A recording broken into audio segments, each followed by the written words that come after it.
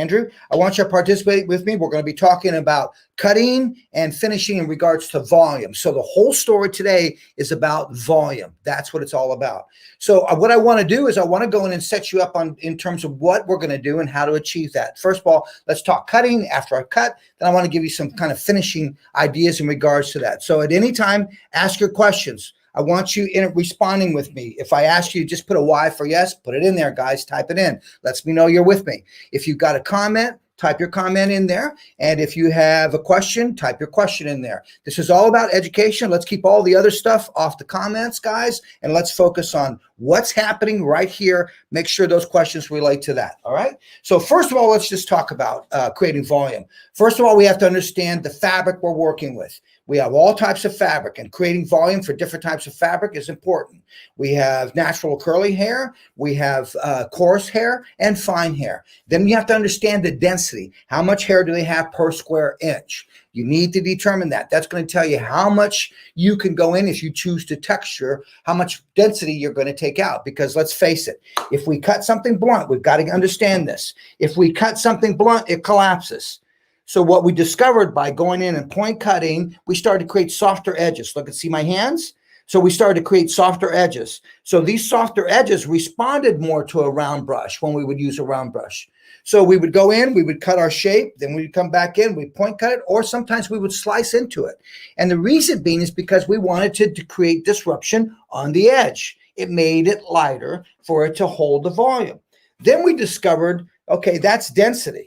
And we discovered density. Density is how much hair they have per square inch. So what we started doing was started going inside and we started poking at the hair. So we started to leave gaps or negative space inside. So that was what we would use in order for us to help to get volume. Well, along the way, things happen and we discover things, guys. So what's important is to understand that we have to be willing to change. We have to stay open, open yourself up and find as many ways you can. Why?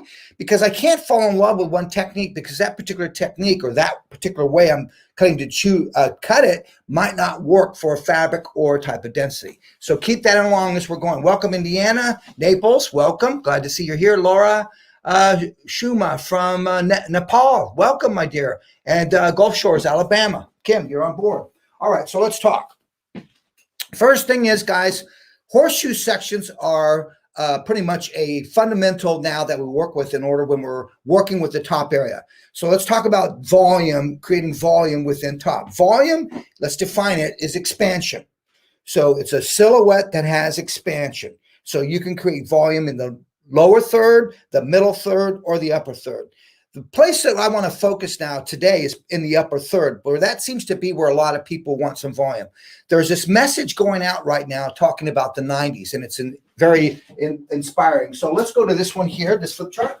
All right, so what I want to do is I want to go through, and you're going to see me take a horseshoe section. And the way I'm going to take the horseshoe section, I'm going to place the comb just on top of the ear. Where it comes off at that point, that is where I'm going to draw that horseshoe.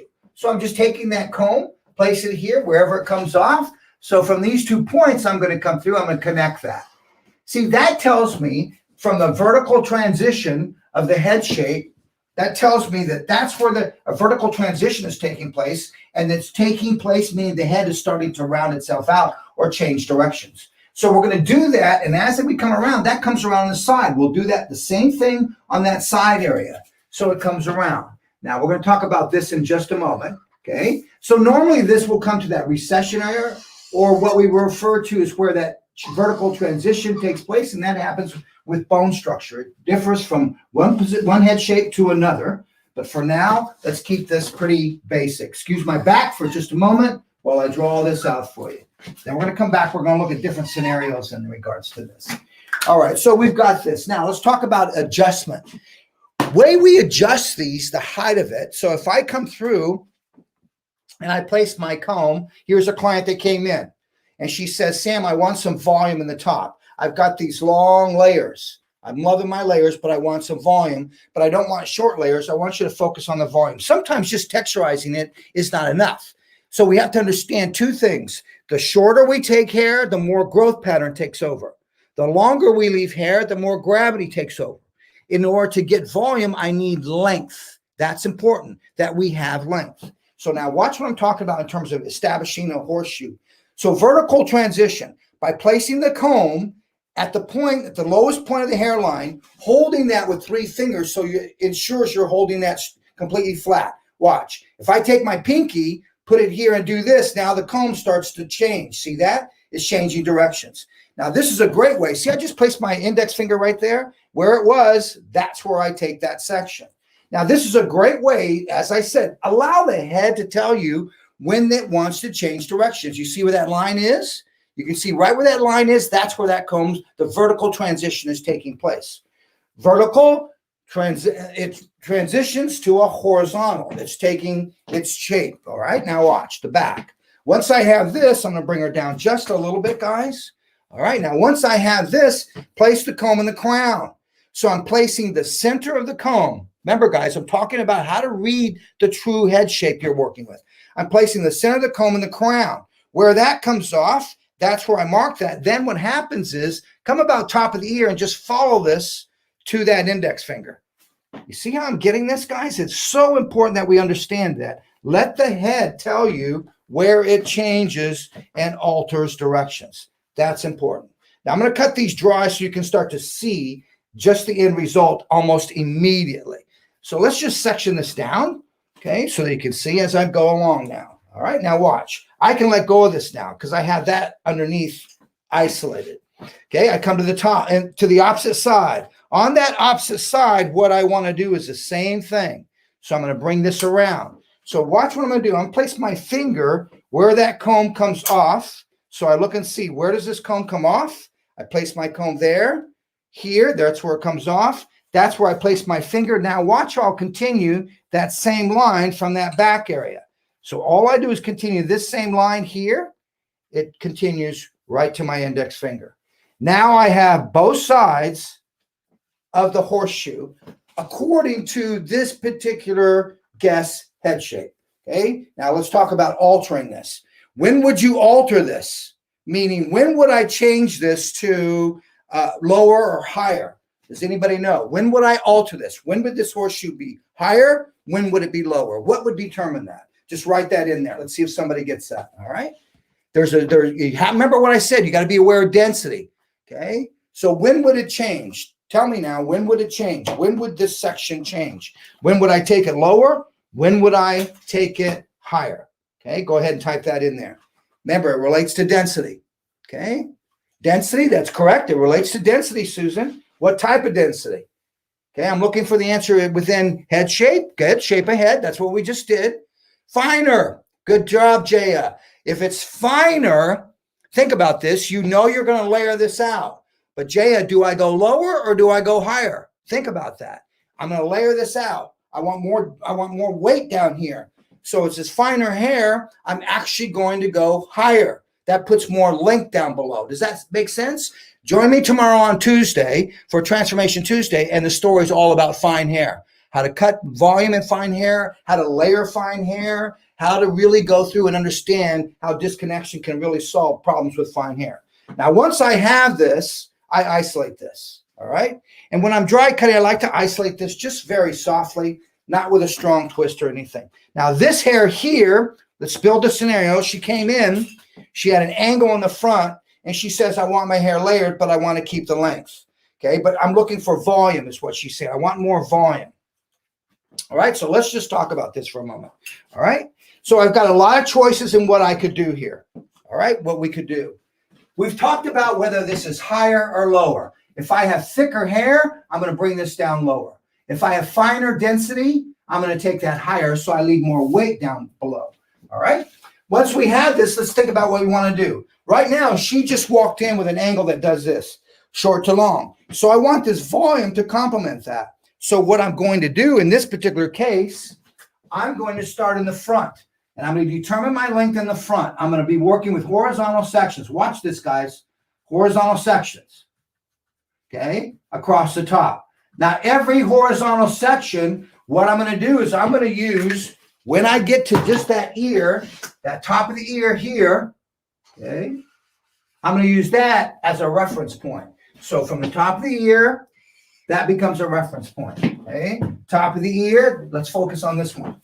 So what I'm going to do is I'm going to take this and I'm going to over direct each section to the previous section. So this one's going to be over directed to the hairline. This one will be over directed to that previous section. The next one to the previous section. Now here I'm going to do the same thing, but I'm going to change it. Instead of coming here, I'm going to go there. But now to get volume, I need length. So here, I'm going to stay on a stationary guide. So see how every section here came there. So that gave me more length back here. Here to previous section, I get slightly longer. So let's take a look at how it looks.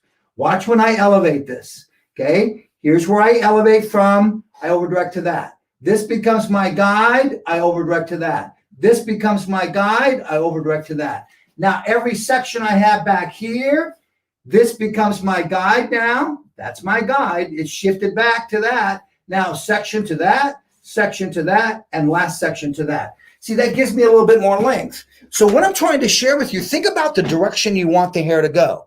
If I wanted to move back, start in the front in these horseshoes to get it back. Let's do this one here, all right? There's a lot of patterns I'm going to give you in regards to this. So let's just cut this one here so you can see how this works in regards to cut it. But I want you to watch what I'm going to do when I cut this so that I add the texture that I want in this.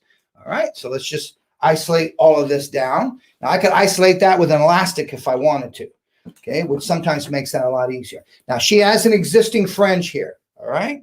She has an existing fringe in here, but I'm going to leave that alone. All right, I'm going to take my first horizontal section. Okay, if you're with me so far, just write a yes in there. Just say yes. Okay, if you're with me so far, you understand everything. Just type a yes in there. All right. All right, so let's elevate that back. All right, so now you determine how short do you want this first guide.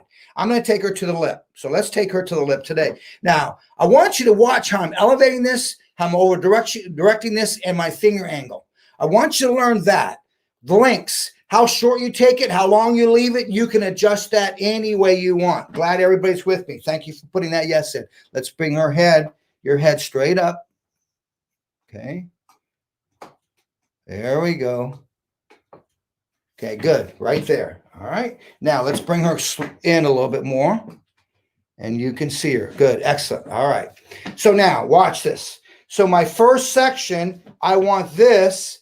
I want to over direct slightly, but I want it right off that hairline. See the comb? Right off that hairline. So I'm not right up from where it's at. It's right to that hairline. So this first section has a little bit of over direction to it. Now watch what I'm going to do. I'm going to point cut this. Okay. And I'm going to work with a 7-inch dry cutting shear today. That's what I'm going to choose to work with. But I'm going to work with a swivel. With a swivel, it's going to give me a little bit more action in regards to flexibility. Okay, so it doesn't put so much strain on my thumb and on my wrist. Okay, now watch what I'm going to do. Once I'm here, now that gives you where I'm over directing it to and the way that I'm elevating it, not just straight up. All right. Why, Sam? Because I want a little bit of length and I want it to have a little bit of softness to it. Over direction will give me softness on that edge. Now I'm going to face her towards you. So you can see my hand and how I'm going to cut this. I'm right over that hairline. Okay, just over that hairline. Straighten her out a little bit. All right, there she is. All right, look at the comb. Comb comes underneath. All right, up there. Now, I've been doing this a lot lately. I've really been focusing on my point cutting being a little bit more straight up and down this season. And remember, I want to take this to about lip. Okay, now I come back through, just readjust my hand, working my way across. And I slightly overlap my middle finger and index finger. I overlap those two so I have a little bit more control of the tension when I'm point cutting this. Okay, notice how I'll stabilize with my ring finger or with my pinky, but to stabilize, I stabilize that blade. The action blade, which is my thumb, is actually the shear that moves and actually cuts. And I move from ring to pinky, working my across from left to right, right to left. Okay, right at that lip area. Now that's my first section. Okay, now watch my second section. Be aware where I'm at now. Okay, and notice where my section is at. That's going to be important. I think a lot of times the way that we cut, the way that you over direct these things sometimes is what creates a lot of the issue in regards to things being a little bit more longer on one side or the opposite side. So be aware of how you're actually combing this. Okay, once again, I'm working with a white comb on dark hair, using the sectioning tooth to just slide my way across. And this will be 2. I'm going to probably do one more section after this. That will put me right over to this red line here. That's going to put me there. Okay, so now I'm going to just isolate this, take this hair away. All right, now here we go. Now watch what I'm going to do. Let's take a look at profile view of this. Okay, and now watch how I comb. Fine teeth the comb because I'm layering. Okay, look how I'll comb. Now watch the comb, the spine of the comb, this spine. Look at that. That's the spine. Here's the teeth. Watch how this is going to comb back and sit over that first line I have. When that spine sits there, that's when I know I'm ready to cut. Now look at me fold, and I look for my guide. Okay, can you see my guide? There's my guide. Okay, there it is. But I fold because the way I'm cutting this is I'm holding the comb underneath. I'm not holding it tipple like this. It forces me to put my arms up here and cut all day long. What I would prefer to do is have my elbows stable to stabilize that hair as I'm working through. Now I come through, being aware where the spine of the comb is, over directing. As I comb up, I look for that guide. I see the guide, cut to the guide. Okay, and once again, I'm working with a longer shear, using my pinky and my ring finger to work left to right and right to left. So right to left, because I'm right-handed, it starts on the ring, then it moves to the pinky. Okay, and once I've got that, I release. Now I go to my next section. Now this will be this third section that I'm working with. Okay, this will be that third one. And now this is going to put me right over the ear to ear. When you're cutting hair, not teaching, do you still use your comb to make sure you stay in the right pot? Stacy, yes, I certainly do. See, that's what I'm trying to teach you, is use your spine of the comb to determine if you're combing to the over direction point of where you want to be. So instead of just combing and thinking that you're there, Stacy, use the spine of the comb to determine that. What do you do for the side part? All right, thanks for asking that, Susan. I don't deal with a part until after I create my graduation even. How many times have you said to her, she parts on the left side and you cut this, and then she picks it up and she goes, well, it's shorter on one side and longer on the other. And you're there for moments trying to explain to her the why behind that. My suggestion would be this: cut your graduation even on top, any particular way you choose to cut it.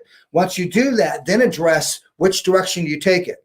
Take that part, that triangle section, and move that section, then blend anything around the face that you need to blend. I find that's the easiest way to approach side parts, left to right, right to left, or whichever.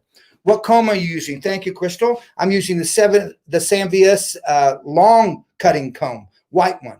And I'm using the white one because I'm on dark hair, so it gives me a contrast to the line. I'm using the long one because of the width of the section, and I'm using the comb to capture the hair. Allow me to demonstrate. This is my third section, okay? So each section was over direct to the previous, so watch. Look how a lot of times in the past, guys, I was a one-sided comber. I might comb here, but I always would comb on top. And I comb on top, and I would try to swing the hair up to where I wanted to. Then this got too relaxed inside there. So now what I want you to do is, because I'm dry cutting, I find it easier. And the way I'm elevating this, and yes, she's higher than what she normally would, but I want you to see, comb from underneath. And that sets, see how that sets up your elevation immediately. If I comb on top, it drops the elevation. Now I'm trying to swing it back up. So yes, clean, look at me clean. Now I've captured, now I comb. Now watch on, I can turn my hand over and I could cut this way if I wanted to. So you can see, you can cut whichever way you want, but just be aware where you're over directing this to. Like, see how this is over directed to way here? It needs to go further back. So watch the spine of the comb. Watch this. See how the spine of the comb moves that back? Look where the spine is now. Now comb up and let's cut over our hand. See, I'm over my hand. So you can cut over or you can cut palm to palm. When you cut over, watch this, you have to be aware of the grain. Okay, look at where I'm at. So now watch the shear. Watch the shear match that grain. Watch. I'm not coming in this way. Now I put too hard of a blunt line there. See, now you're trying to get that out. So all I'm going to encourage you is make shear. Look at the shear. Look at it move. Look how I move the fan. So if you choose, see how soft I'm keeping that? Not so blunt. So now if you choose to cut over your hand, I'm going to suggest you simply place your thumb inside your index finger, make a fist, and now just roll to the shear. And by doing this too, it allows you to keep the tension. So I've given you two ways in which you can cut this top. and then whittle this down to the guide, moving back and forth down to that guide. Okay. And now when we texture, guys, you have to be aware it's very visual when we texture. Questions, concerns. Okay. If you're learning, just put learn. Type in learn for me, guys. Type in learn. I want to see the word learn. Go ahead, Andrew.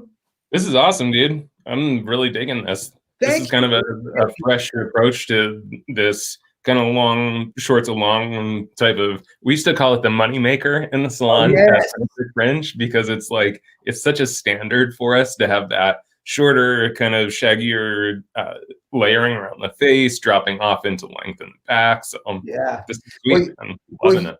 Thank you, buddy. You know what I used to do, Andrew? I used to just lift everything square and cut it off. And then I found I was too short towards the back. Then I'd have to go back in vertically and layer that back into it. This is a great way to transition some length towards that back. Yeah. Worked really well. All right, buddy. Glad you're liking that, man. Hey, man, if Andrew's learning something, I'm on a roll. I'm pushing the right buttons today. Go figure that. All right, here we go. Now I'm from ear to ear. Now, think about this. In order to get volume, we need length. So why should I keep moving with this in terms of the way that I'm over-directing? Let's now over-direct to a stationary guide. So what's going to happen is I'm going to get slightly longer here in the front, but then I'm going to start to swing to length in the back. So that's going to encourage a little bit more volume in the back, guys.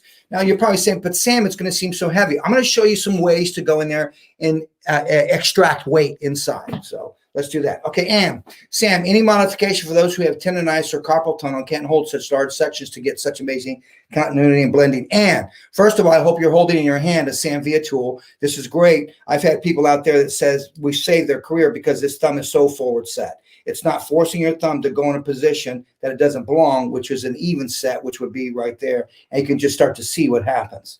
That's number one. Number two, let's talk about the technique. Okay, let's continue with this section here. Okay, now I'm working towards the back. See, I can drop that down because I have the underneath isolated. So now I'm working towards the back. Now I'm going to take this section, and now I'm going to elevate straight up from here. So that comes to a stationary, stationary, stationary. So no more moving from here. We're just going to elevate to it, elevate to it, elevate to it. All right, now let's address and. And if you're having problems with that, first of all, take smaller sections so that you don't have to apply so much tension, number one. Number two is divide this section in half. I'm going to give you a front view. Okay, so divide this section in half, meaning that, see, I have it in half now. Instead of me using the length of the long comb, and by the way, guys, people go, well, yeah, but you're pinching that, you're over-direction. You're over-directing towards the middle somewhat. Guys, relax. In order to create looseness and texture on the top, I've got to relax this inside. Don't be so precise, I guess is what I'm saying. So I'm on this quest for this imperfect, perfect haircut, if you will. All right, so divide in half. Let's divide that in half for Ann. Now I know I'm moving my guide right to over the ear. See, there's my guide. See that? I can see my guide. Let me fold it so you can see. Okay, there's my guide. So you can see my guide. Now watch. I'm going to come again to the palm of my hand. Remember, I'm giving you 2 ways to cut this. Palm of your hand like this, which I love to do, but you need to stabilize that. Now I'm over here. I'm using the pinky. Watch me work my way back across to the ring. Okay, now watch me work my way back across. Okay, now comes the pinky. Now I'm going to go back across. I angled the shear just slightly. Why, Sam? Just to just to take off a little bit more length. So I want you to get how important it is you understand the angle of this shear when you go in and you're point cutting. Okay, and now look, I pick up some of that section. Now I'm going to coach you on something. What's most important, if you choose to divide this in half and go after the other half because of carpal tunnel or short fingers, then you must make sure you're combing to the same spot. Number two, you must make sure that you're cutting that continuous line across. What happens is people tend to get a little bit longer here, and now this side gets longer. Why, Sam? Because when they come up to cut, they comb past that guideline. Now this is longer over here. So you have to understand your visual cutting. So that's number one, why I take a white comb. Number two, why I take an extension of that line. Look how much of that line I have. Look at that. I don't have just a piece of it as a guide. So this forces me to visually see that line continuing across. And then I want you to notice the closure of the shaft or the V of the shear. It works right with where that length is going to be. Okay, so you got to be aware of that as you're working with it. I'm getting a little bit too bunched up over here. So I'm just going to slide my hand over. Look how I just slid my hand over. Now look how it doesn't look so bunched up. Why did you do that, Sam? Because visually it's going to get too heavy if I keep cutting it like that. All right. Now, every section, take a look at profile. Every section now comes to a stationary guide. So I bring this to a stationary guide. Okay. So here comes my second section. So let's not get greedy and take everything and say, oh, I'm down to the end. Let's just take this big section. When you do that, okay, I'm speaking from experience, because I would be in a hurry and I'd say, oh God, I can't wait to blow dry this. It's going to look awesome. Let's just take what we need. I can't wait to blow dry this. It's going to look awesome. But then I start taking bigger sections.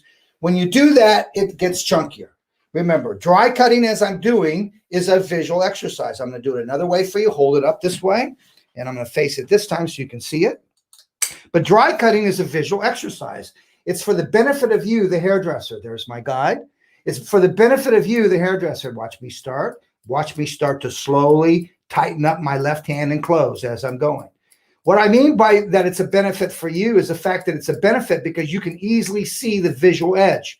Imagine if this hair was wet and I'm doing this, the hair, it gathers, it clumps up too much. Okay, I'll talk about gather tomorrow in my fine hair story when you want something to gather. But in this particular case, I don't want it to gather. So this is a great way to go in and control it. Number one, cutting visually, and number two, fanning the section. This is just fanning it and going in, and you can see visually the edge, but look at the angle of that shear as I work from left to right, right to left. And look at the balance I have. So it's important. You just can't pick it up and cut it. Go ahead, AC. Hey, can we hit a couple questions? Sure, I can, brother. All right. So Trisha Nicholas is asking, what about guests that have curly hair? Would this work well for curly hair? This would work great for curly hair, but remember, how curly is it? So let's set up our gauge. 1 straight, 10 is extremely curly. Coil effect, if you will. Okay, so you have to ask yourself, what are you working with? I like cutting this with curly hair, but I find, remember, curly hair, the shorter you take it, the more expansion you get. You know, and then when you start to layer it, the curlier it is, the more expansion you get. So you got to understand curly hair, it's another fabric and a class in its own. But I would use this on curly hair, but I would be careful on how curly it is and how short you're taking, Andrew. But this over direction works great for it. Yeah, I think especially if they had really thick curly hair, Sammy, something that has this high of elevation tends to give us that sort of puffy on top, but then still too thick at the bottom. Yeah, you know what? That's so true, Andrew. I find that a lot of times I'm looking more for a triangular shape on curly hair. Meaning I want that top longer and the bottom shorter. So it adds the weight that they're looking for. Right. Yeah. Look at this, Andrew. Check this out. Look at what happened. See that weight right there? That happened because my shear went in at an angle. See that? So now I have to come back in, pay attention to that and see it. But that's what's an advantage of cutting dry. Go ahead, buddy. You were going to say something. And then since you are using pretty high elevation here, is this going to result with a heavier perimeter? Yes. That's what's great about this. You get a heavy perimeter in terms of perimeter edge down here. But remember, that hasn't been touched. So all I'm doing is just touching the top. So here's what I'm trying to say. Sam, so is this a haircut? No. What we're talking about, guys, is how would you approach these horseshoes and these crowns to get volume up there where most people say, I want volume. So now that's just, now I'm, teaching you how you can get the volume. But you do whatever you want down here. So maybe you come down here, you vertically layered this underneath, and now you're going to put the horseshoe on top of that. Okay. But now look at what I got. Look at the difference in that. You can just start to see the pop and the volume, and that's just brushing it. Okay. That's just brushing it. But see, the mistake, like what I was telling Andrew, the mistake I used to make was take a horseshoe. I'd start back here, square it off, point cut into it. Next one, square it off, point cut into it. Can you see that I created short to long so that it works with what's happening with this little angle that she's got going up in the top? And now when she touches that, you can just start to see the volume. All right. If you learn something here, I want a big, big, fat capital L. Come on. Shazam, man. That's right, baby. Shazam. Section is Sam's way of cutting. And if you do this cut without section, you will not get. Yes, Lisa. Great comment. Okay, listen. Some of you may say, well, I don't section. I'm not going to take that time to section. Fine. We're not here to say what's right, what's wrong, or do it, guys. What I want to do is light a fire underneath you and start to think a little bit differently, change the way you do things so you get the client's attention. But I highly recommend when I detach this, because this is detached, let's say, if I'm going to detach something, I'm going to pre-section something. And I can't tell you, I need to tell you this. I'm detaching everything. I'm disconnecting everything. Nothing hardly blends, but visually it blends. I want to make that perfectly clear. Visually it blends. But if I take this out technically and look at this, you're going to say, okay, what happened there? It doesn't seem like that really blends through. I need to take this corner off. When you start going in and doing this, you're taking weight out in certain areas. So you have to be careful with that, guys. If you are a vertical cutter and you don't blend. So let's say you're going to do this. So you're a vertical cutter and you're trying to do this. Okay, you're going to be picking up hair. You're going to be leaving one side a little bit more dense than the other. So I highly recommend take the time to section. That's just a personal choice. It works for me. And guess what? It saves time. It saves time. Go ahead, Andrew. I was just going to mirror that too, Sam. Like, I think that a lot of times we feel like we're saving time by cutting those corners and just but we kind of all know what happens. Then we get to the end of the haircut and we're like, oh, well, that side's a little different than this side. And so that extra little bit of time that it takes to set up the sectioning, it takes time in the beginning, but it saves us time in the result. So it's just where do you want to spend your time? Yeah. I mean, you know what? It's all belief systems too, right? Mm-hmm. And that's what you're going to be talking about on Wednesday too, is those beliefs. But I mean, you know what, guys? I was trained, I don't know about you, Andrew, I believe you were too. I was trained precision. Everything had to be precise, small sections, cross-check it, everything. But now with the results that I'm looking, I need to be able to change to get those results. And sometimes it means detaching. Sometimes it means point cutting. Sometimes it means slicing. Sometimes it means picking up a texture shear or a razor shear. So I think the more information you have within your tool belt, I think it makes your job a lot easier at the chair. True. Hey, with those disconnections, like just detaching the top like that, what about if they have very, very long hair? Oh, yes. Great question. All right. So let's go back to that. All right. So if they have very long hair, all right. So then what changes obviously is going to be, let's say this, watch. If they have very long hair, then I'm going to go here. That length here determines where this angle is going to start. Okay. Be aware of that. Okay. So then what do you think? Because I over-directed each previous section, was it getting shorter? Yes or no? Type a Y in there if it was, and then if no, type it in there. I need to see it before I move on. Come on. Type the Y or the no in. My question is, as I was over-directing each previous section, was it getting slightly longer, and was it staying somewhat short? Okay. Yes. Thank you, Honda. Yes. So now once I have that and understand that, then if I want it longer back there because their length is longer, I don't suggest you take this so short, because then you're going to lose the proportion of what their length is. So if her length is really long and you take this extremely short, which I'm saying you can't, but you have to understand proportion in terms of how you're going to blend that through or give the visual blend of blending that through. But if somebody has longer hair, then I'm going to stay here and I'm going to over-direct every section to a stationary guide, so that I'm getting extremely longer back here. Then I'm going to rely on my interior texturizing to go in and help stabilize that volume. Okay? That's how I would approach it, Andrew. Yeah, very nice. Hey, before you move on to your bob, can you just step off screen just for a moment to give them a screenshot of your diagram? Thank you for the reminder, buddy. Be happy to step off. Let me grab a little water here. All right, take a screenshot of that first one, guys. What do you call that? I don't know. I don't know what to call it. I'm trying to teach you just techniques in terms of how to create volume. So you call that whatever you want. It's a horseshoe method, that's for sure.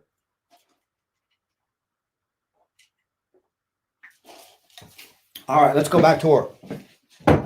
All right, now let's take another example. Here's a bob. Okay, this client walks in and she says to me, she goes, I love my bob. Okay, but Sam, I want some volume. So sometimes just texturizing it is not enough. So we have to understand that. Once I got these two, then watch how I'm going to come in and extract weight inside of both of these to go and enhance that volume. Okay. So sometimes just going through and doing that's not enough. So watch what I'm going to do. I'm going to come through now and I'm going to take that horseshoe concept, but instead of doing a horseshoe concept, I'm going to come through and I'm going to do a halo concept. So I want to do a halo because I'm not choosing to layer out this front. So you could do this on one length long hair if they come in, but there's different approaches to it. So I'm going to find front to back. Here's her face, by the way. Okay. Then I'm going to find the front to the back. Okay. So I find that's the front. This is the back. So let's just clip this for just a moment so that we isolate that. Let's go the opposite side. Okay. And let's find front to back on this side. I love this technique. Okay, because this technique, Andrew, really saves the length in the front. And this works great with those clients that have really long hair that say, I want some volume. And texturizing just isn't doing it. So you need more than texture. So let's move to the halo concept, all right? So now that's my front to back. So that's the high point of the head there. What I'm going to do is I'm going to go an inch in front of that. Look at that. A thumb from the knuckle to the tip of your thumb. I challenge you to go measure it on a ruler. That's about an inch. Not to your nail, girls. To the tip of your thumb, to the knuckle. And I'm going to place it there. At that point right there, that's where I'm going to start my halo. Then I place the comb on top where it comes off. That's how deep the halo is going to go. So watch what I'm going to do. From here, I'm going to go that deep to the halo and follow a circle. Okay, so I'm leaving all of this weight. Okay, now let's make sure I'm not too low here. Okay, so place the comb just like you did. Look at, see where I belong? I belong a little bit more up here. Okay, so once again, I'm using the shape of the head to tell me when to turn these things or how to find these sections. I'm not coming in here and just making up a circle and say, I'm going to place the circle here. Everybody's head shape is different. Once I've got that, I'm just going to isolate this underneath, Andrew. All right, I'm going to come around now. And same thing. Okay, so I look where I started. Okay, up here is where I started, right here. Okay, and then I'm just going to follow that circle around. Okay. And then like Andrew and I were saying, yes, it takes time to section, but guys, this is about what I believe being a hairdresser today. It's about finding out what their problems are and solving their problems. And sometimes that means cutting an area, focusing on an area and not necessarily just on a haircut. Does that make sense, guys? So it's, that's where I really feel that we're moving to. It's more than just learning a haircut. Yes, continue to learn the haircuts. Don't get me wrong. But understand the haircuts, the steps of haircuts, and then it's going to make your work a lot easier in terms of you going in and finding out what's the problem. Like I really think that disconnection really nowadays, it's what's solving a lot of the problems. Just going in here and just detaching, which is what we're going to do here with this particular bob. All right, so I come through and I isolate. Okay. Now, once I have this, watch what I'm going to do, because this is a bob. What do you mean, Sam? Well, there's a lot of weight to it, okay? So I'm going to bring her down because I've got to check my balance on my sectioning, and I'm going to use you as my mirror just to check this balance. All right, good. I got balance, good. Checking opposite side on my balance. Okay. Yeah, just as I thought, it's tilting. Okay, it's tilted. What do you mean, Sam? Well, one side is higher than the other. So this is critical, guys. You really got to understand, get that balance proper. So once you got it, you look at it. Okay, now watch what I'm going to do. Once I've got my balance here, now I know I'm going to layer all this hair out. But I don't want to just cut this, let it go. I'm afraid I'm going to have lines. So I definitely am going to point cut into this. But let's go through and let's work with another idea of sectioning this, and I'm going to zigzag it. Okay, but notice how I got my solid line first. And by getting my solid line first, that sets up my zigzag. So now I'm here. Okay, now release the clips. I'm in control now. Okay, and now let's go zigzag. So watch what I'm going to do. From here, all I'm going to do is just zigzag. So I go, see how that solid line is there? I go just about a half an inch above and a half an inch below. And I am working with a tail comb, because I find with me working with a tail comb, it just makes it a lot easier and it saves me time. Now look at my zigzag. So now you may be thinking there again, oh, this takes so much time. Guys, trust me, it's about really getting this correct instead of me playing the game of finding out where I need to go and what I need to do to get my section. So I think this is so important. You may say this takes time. Yes, it does, but it certainly sets up the proper end result. All right, now once I've got my sectioning, I'm good to go. All right, so I've got my zigzag all the way around. Okay, good. Liking that. All right, let's zigzag this front. All right, we're good to go. Now, once I've got that, let's just isolate this top. Okay, so I go one clip one way, one clip another way, and I'm working with our dry cutting clips that don't leave the marks because of the elastic. Now, once I've got this, isolate everything underneath. Okay, so remember, our focus today is, what's that, Andrew? Would you modify this at all if they had kind of extreme cowlicks or growth patterns in the crown? No, what I would do is I would teach them how to go through and do that with finishing, how to calm those growth patterns and cowlicks down. I think a lot of times what we do is we try to cut to those things. I wait till it's dry. Then you can go in there and you can adjust to it. And one of these days, what I'll do is focus on that in terms of, I think that would be a good class, Andrew. How do you deal with cowlicks in the front, in the back, or double whirl, like some people say? All right, now I have my sectioning in there. Now watch what I'm going to do. Once I have that, we went in, we did this. Stay with me, guys. Okay, we did this. Okay, so we put that solid line in there, but instead of going to horseshoe, we made a halo that does that. So look at this halo. See how it sits there? Remember, we went about an inch above, an inch in front of that. Okay, so this, what's so cool about this, Andrew, is this is where I want volume in this crown area. So this halo is tilted back. Too many times we put a circle, watch the green, I used to go here. See that? That circle is too flat. So put a halo and get the halo and watch what's going to happen in regards to the difference of what you achieve. Because we want this round, we're going to take sections that's pivot. So we're just going to pivot our sections like this because I want roundness in this. So I'm going to start here. Okay, and then I'm going to pivot. And I'm going to pivot. Okay, and the way I'm going to elevate this section, so here's my section. I'm going to elevate that to the shape of the head. I'm going to point cut. So watch. I elevate, I point cut. Okay, my next section right from where it lives, I elevate, I point cut. My next section over here, elevate and point cut. My next section, elevate and point cut. So all I'm doing is here, here, here. Okay, so I pivot these sections and we're cutting it straight out from where it grows. So we're not going to over direct this, guys. We're not going to over direct that. Take a snapshot of that one. Get a snapshot. All right, let's go through now and let's cut. Because I'm working with a shorter area, I'm going to work this time with a short cutting comb, a long one. Why? It's not such a wide area.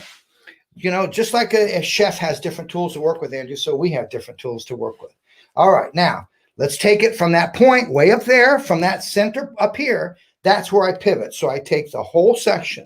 Look at how these clips help to control all that underneath. Just skim my hand on top, and I have all of my zigzag. All right, now once I'm here, I go center part down the zigzag. So let's go center. Watch how I'm going to go center. So I come here, I go center part. Disregard the fact that you're working with a zigzag, guys. Don't let that bother you. Okay, now watch what I'm going to do. When I elevate this, I want to be aware of how I want to save that weight, but I want volume. I'm trying to satisfy her need for volume. So watch what I'm going to look how I'm elevating this. Look at the comb. See how the comb is set on the head where it comes off at that front point and the back point? That's exactly the angle I'm going to angle my hand. Did you see that? See that? So what I'm doing is I'm not picking this up and squaring my comb and putting my hand square. Okay, I want this to have roundness to it. If I put this angle is what pulls volume down. So I want to come through. I'm going to check out the shape of the head to that particular section. I'm going to come through. And now I'm going to come through and soften. Now I'm working with a 6.75 streamline. It's a little bit more comfortable in my hand. I mean, don't get me wrong. Signature series is comfortable. All right. But what I mean by that, if you're looking for a smaller handle, this is a great one. Same steel, but it also, I like it because it's a little bit more compact in my hand and I'm working with a more of a compact area. So I don't want shear that has a little bit of bulk to it in this particular case. I still use this for dry cutting. Okay, now watch. From here, that's my first section. Now from here, all I'm doing is radial. All I'm going to do is radial. Okay, so let's go to that next section right here. So I know where my point is. There's my point. Okay, from here, pick up the entire zigzag. Okay, now from here, let's radial. So I take this. Remember, this was a one length bob, guys, that we're working with here. Now, look where my section's at. I'm going to give you a view of it, profile. Look where my section's at. That's where my section is. Okay, so what I don't want to do is I don't want to go in and over direct this to the center. Okay, I want this to be cut right where it lives. So look at the comb. Do you see how the spine of the comb comes over that line? Now the spine's sitting there. Now I come up. Now when you get here, you fold. Look for your guide. There's my guide. I can see my guide. Take anything, lay it down with gravity, and come in as parallel as you can with that shear. Remember, move it. So I'm cutting over my hand in this particular case when I'm cutting with a traveling guide. My guide moves from one section to another section, okay? Now let's go to my last section here on this right half of this entire zigzag. Taking everything up that comes to it. Look where I'm at. Look at my zigzag. Okay, now look at where I'm at. Right here is where I'm at. Okay, now watch me move this hair forward. See that? See, I'm not moving that hair back. Remember, I want this to have more roundness to it. Okay, so think about the end result, I guess, is the main thing that I can say, guys, when you're working with these things. And after this, I have one more thing to show you when I cut this one, and that's extracting weight from it. Then I want to show you some quick little finishing idea to maximize volume that I'm sure some of you are aware of and some of you are not. Opposite side now. Hey, Sammy? Yes, buddy? Is your cutting line a straight flat line, or is it curved to the head? Okay, let's talk about that. All right. All right, here's the shape of the head. Okay, let me give you a more square view of that. Okay, here comes the shape of the head now. Look where the comb comes off on that section. I'll hold my thumb there, and there. Now, as I comb up, I'm going to bring that spine straight up from there. Now, that's the line I'm cutting.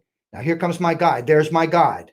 Okay, so that guide here, that line is to the shape of the head. So is it round? I'm thinking if I have the right angle, when I release this thing, Andrew, it automatically rounds itself out. So I'm cutting more, thinking more of a point cutting a flat straight line and letting the head shape and the way it collapses make it go round. Does that make sense, buddy? Okay. So I don't want you to think about, I think if you're thinking too much, if you think, well, I got to curve this line. Cut a flat line, and because of the shape of the head, it's going to do it on its own. Hope that makes sense. Okay. Now my last section, look at me comb. See how I comb forward? Look at, there's my guide. I see my guide. Now cut to that. All right. Now watch how I'm going to come through now. And watch how this should look seamless, okay? And then I'm going to share with you how to extract weight inside. Now watch. That's it. That's all I want to do.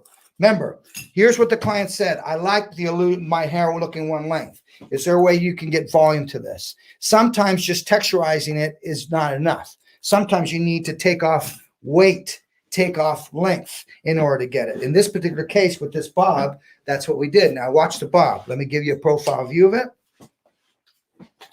Okay.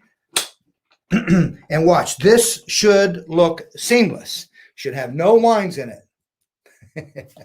All right, here we go. Let's just comb. Now look at. Okay, I'll give you a view. Look how that looks like it's one length. See how that looks one length? Okay, now let's go through, give you a profile view of it, and let's just start touching it. Okay, look at the volume. Okay, you can just start to see the volume. So it has more softness to it. Sometimes one length bobs are great, guys, but in today's world, if you can give them the volume, where's her face? There's her face. Okay, if you can give them the volume and the illusion of it looking one length, I think in today's world, think about it. Those 90s are coming back. And with those 90s, there's a little bit more softness. It almost looked like the hair had some backcombing to it. All right. If you enjoy this, just type in the word enjoy. Okay. Thanks, Kathleen, for the comment. How much would you charge the client for something like this? Barbara, I suggest you charge the full knowledge of the full price of a haircut. But Sam, I didn't touch anything else. Trim up the length, do the inside. You're good. You solved the problem. They're paying you for your knowledge, not for your time. Okay, I want to make that perfectly clear. Okay, perfectly clear. Pablo Picasso. If you know him, say yes. Pablo Picasso. Just type yes if you know Pablo Picasso. Okay, Pablo Picasso, you may not know him personally, but type yes if you know who he is. Come on, guys, type yes. I want to give you this before. I've got 2 minutes left. Type yes if you know Pablo Picasso. Thanks, Diane Dugan. Diane, I love you. So great to see that you're on board here, my dear. I miss seeing you. I hope all is good with you in PA and you're doing well and taking good care of yourself. And you're in the salon, I hope, working away. So good you joined us, Diane. All right. So, yes, Pablo Picasso. All right. This is a great story I love to tell. But Pablo Picasso, now just watch what I'm doing. I'm going to tell you, I'll show you what I'm doing and why I'm doing it. Now, Pablo Picasso was sitting at a bus stop one day, and an older gentleman came up to me and said, sat at the bus stop, looked at him and said, "Hey, aren't you Pablo Picasso?" And Pablo goes, "Yes, sir, I am." And Pablo goes, "Oh, gosh, I admire your work, your artwork. I love it so much." The man, as he's saying this, he reaches inside his pocket and grabs a piece of paper and a pencil. And he says to Pablo, "Pablo, would you mind just doodling something on this piece of paper?" And then Pablo goes, "Sure, sir, no problem. I would be happy to." So he just starts doodling away on the piece of paper. No sooner than 3 minutes, he hands the piece of paper back to the old man. And back to the old man. The old man goes, "Oh my gosh, Pablo, this is a masterpiece. And it only took you 5 minutes to do this." Pablo says, "Thank you, sir. That'll be $30,000, please." And the old man looked at Pablo and said, "$30,000? Are you crazy, Pablo? This only took you 5 minutes to do it." And Pablo's answer was, "Sir, you're not paying me for the amount of time it took me to do this. You're paying me for the amount of time it took me to learn how to do this. That'll be $30,000, please." See, that's my point, guys, is you're worth it. You know what? You solved the problem. It doesn't matter. They're going to want to pay it. So do not, these things I'm teaching you, it's full price. And then that price is based upon your area and where you're at. So you decide what that is. But yes, don't discount, please. Look at the result I'm getting out of this now. This is the first mannequin that I did. So now what I'm doing is I'm coming in and I'm giving her more of a frothy effect by simply going in and using the reversible blending shear. So I'm using this now as my tool.